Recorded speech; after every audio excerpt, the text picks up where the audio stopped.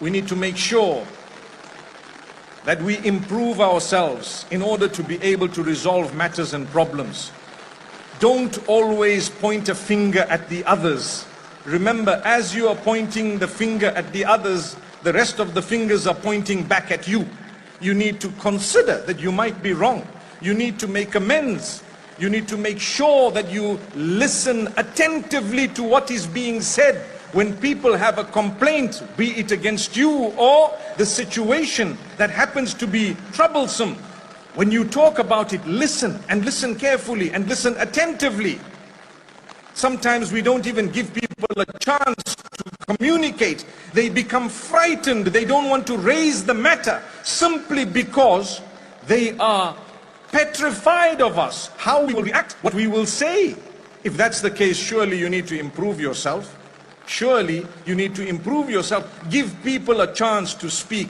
Don't react in an emotional outburst. Put your emotions aside. And that is how you will be able to deal with problems. If you become very emotional, you're not going to be able to deal with the matters. But if you put your emotions aside, you listen to people, you calm down, you react in a beautiful manner, you try to solve the problem. Listen to what the Quran says. إِن يُرِيدَا إِصْلَاحًا يُوَفِّقِ اللَّهُ بَيْنَهُمَا. A beautiful verse. Allah says, if both parties really want to solve the problem, if both parties want to solve the problem, Allah will grant them acceptance to do so. Don't let it be a match where one person is in it not to solve the problem, but to prove who was right and who was wrong.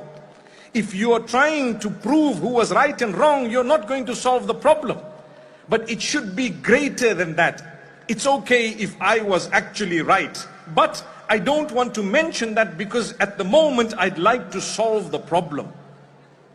Are you prepared to take a promise from your spouse or from a family member that I will not repeat this behavior or these words or what I've done, and I promise that? Are you prepared to take a promise?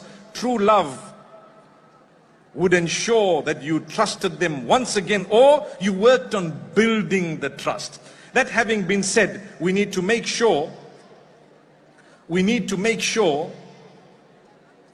that we don't give people reason to mistrust us. That's very important. People say, you must learn to trust me, but you're giving me reason to mistrust you.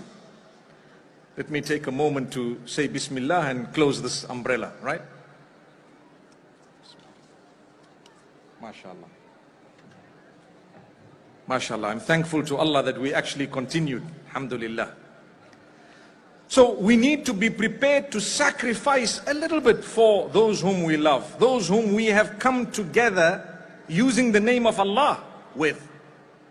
When we got to the masjid, for example, or there was an officiation of a nikah, what did we do? We used the name of Allah, we said the name of Allah, didn't we? Verses were read reminding us of being conscious of Allah. يا أيها الناس اتقوا ربكم يا أيها الذين آمنوا اتقوا الله. Two types of verses. One addressing mankind at large regarding relationships, and Allah is saying, be conscious of your maker when it comes to the relationships. The other one says, oh you who believe, be conscious of your Lord. Because here you are entering into a relationship, making the family, and you will definitely need to bear Allah in mind. If my aim in life is to please my Creator, and your aim in life is to please your Creator, we have already minimized the problems that we are going to face. And if we do face them, we have increased the chances of resolving them, because my aim and intention